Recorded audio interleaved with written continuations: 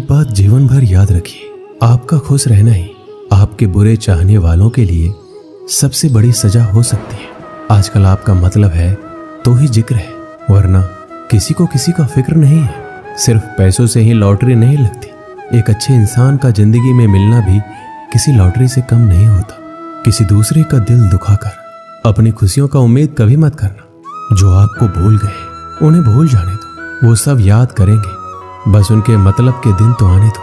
पिता के द्वारा डांटा गया पुत्र, गुरु के द्वारा डांटा गया शिष्य और सोनार के द्वारा पीटा गया सोना, ये सब आभूषण ही बनते हैं।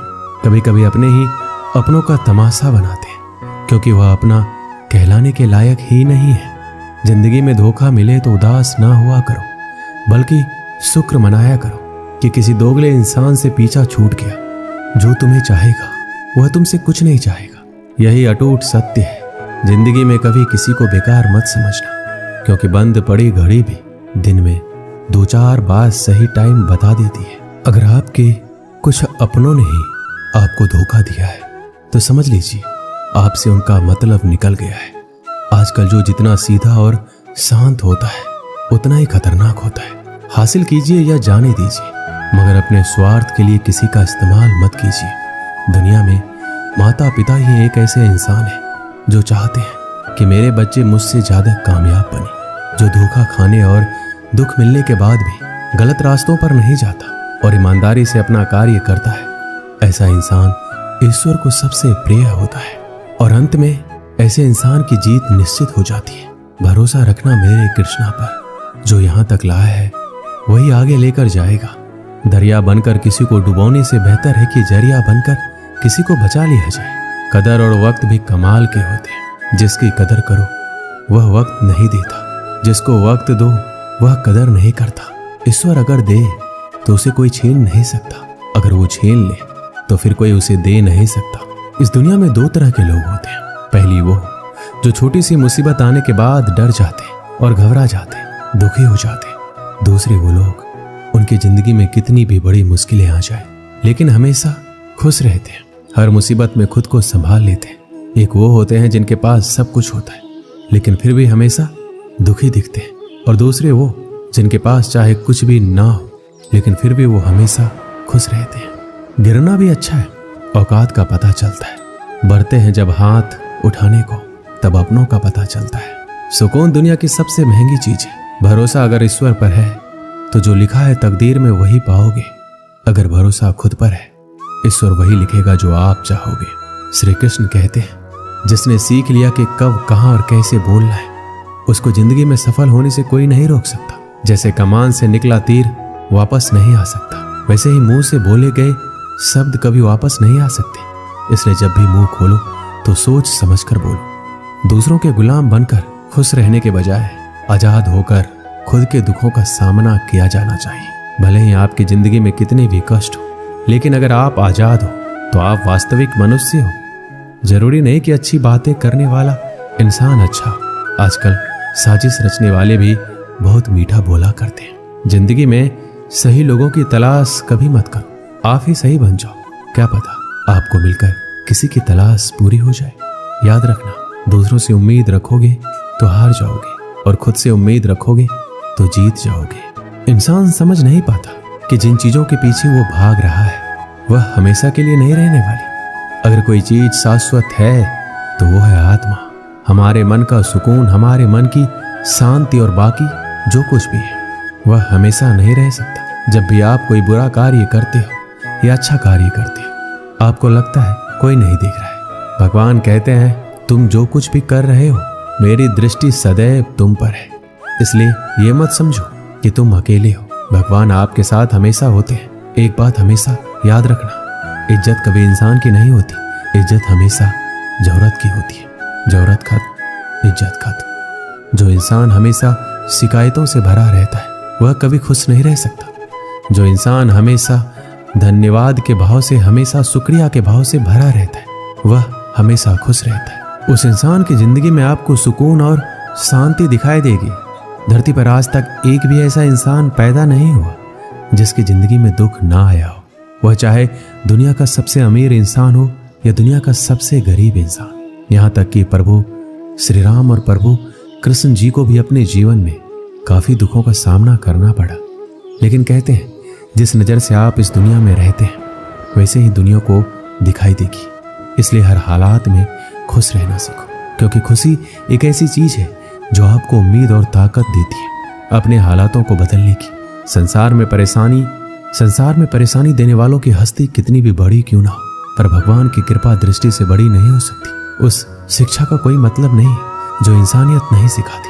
अपनी मंजिल का रास्ता दूसरों से पूछोगे तो भटक जाओगे, क्योंकि आपकी मंजिल की अहमियत जितना आप जानते हो उतना कोई और नहीं जान सकता। दिल साफ होगा तो हर गुनाह माफ होगा। हिसाब तुम्हारी कमाई का नहीं, तुम्हारे कर्मों का होगा। एक नियम रखो, सीधा बोलो, सच बोलो और मुंह पर बोलो। जो अपने होंगे वह समझ जाएंगे, जो दूसरों के होंगे वह दूर हो जाएंगे। समय कब रंग बदलता है ये कोई नहीं जानता, क्योंकि प्रभु श्री राम को जिस रात राज्य मिलने वाला था सुबह वनवास मिल गया। जिंदगी का रास्ता बना बनाया नहीं मिलता, स्वयं को बनाना पड़ता है। जिसने जैसा रास्ता बनाया उसको वैसी ही मंजिल मिलती है। उन लोगों के सामने हमेशा खुश रहो जो आपको पसंद नहीं करते, क्योंकि आपकी खुशी उन्हें चैन से जीने नहीं देगी। अच्छी सूरत से ज्यादा मायने रखता है आपका अच्छा स्वभाव। सूरत तो उम्र के साथ बदल जाती है, लेकिन अच्छा स्वभाव आपको जिंदगी भर साथ देगा। जिंदगी का यही कड़वा सच है, जब तक आपके पास पैसा होता है तब तक हजारों लोग आपको पहचानते हैं, आपके साथ दोस्ती करना चाहते हैं। अगर यही पैसा चला जाए तो आपको कोई नहीं पहचानेगा। जब लोग दुख सुख में साथ देने का वचन देते हैं वो भी पीछे छोड़कर चले जाते हैं। इसलिए शायद कहा जाता है कि गरीब लोगों का कोई रिश्तेदार नहीं होता, जबकि अमीर के घर में रिश्तेदारों की दरबार लगती है। सफलता की असली कीमत सिर्फ मेहनत और समय होती है। जितना बड़ा आपका सपना होगा उतनी ही मेहनत और समय आपको उन चीजों में देना पड़ेगा। आप सिर्फ उस बात के जिम्मेदार होते हैं जो आपने कही है, उसका नहीं कि लोगों ने क्या समझा है। जिंदगी में हम कितने सही और कितने गलत हैं ये सिर्फ दो ही शख्स जानते हैं, परमात्मा और आपकी अंतरात्मा। कुछ रास्तों पर आपको अकेले ही चलना पड़ता है, ना कोई परिवार, ना कोई दोस्त, ना कोई साथी, बस आप और आपकी हिम्मत। दुनिया भर की अच्छी चीजों को छोड़कर जो इंसान सिर्फ नकारात्मक बातों पर ध्यान देता है वह उस मक्खी की तरह होता है जो पूरे जिस्म को छोड़कर सिर्फ जख्मों पर बैठती है। अगर जिंदगी में कामयाब होना है तो यह बात हमेशा याद रखो कि पांव फिसल जाए पर जुबान कभी फिसलने मत देना। एक अच्छा दिल हमेशा ही चोट खाता है, क्योंकि वह दूसरों से बस अच्छे बर्ताव की उम्मीद जो रखता है।